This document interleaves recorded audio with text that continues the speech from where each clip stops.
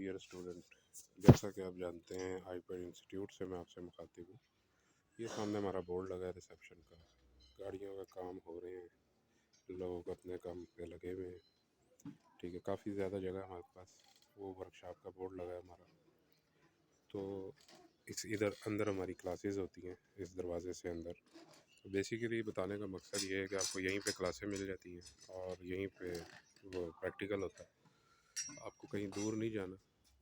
आपको motor bikes पे या रक्शों में बैठ के किसी और के पास नहीं जाना होता, यहीं पे सारा काम करना होता है। इंजन की जितनी पावर ट्रेन है वो आपको क्लियर करवाते हैं। स्कैनर का सारा यूज़र मैनुअल भी आपको सिखाते हैं। उसके बाद जो इसमें आ जाते हैं कोड्स स्कैनर के अंदर, वो भी सारे क्लियर करवाते हैं। उनका ट्रबल शूट एरिया जो होता है, फिर कंप्यूटर की वायरिंग डायग्राम आपको क्लियर करवाते हैं कि कौन सी तार कितने नंबर पे लगी है।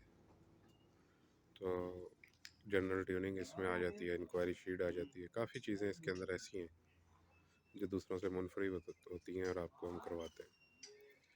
तो आप लोग आएँ यहाँ विज़िट करें, इंशाल्लाह अच्छा लगेगा।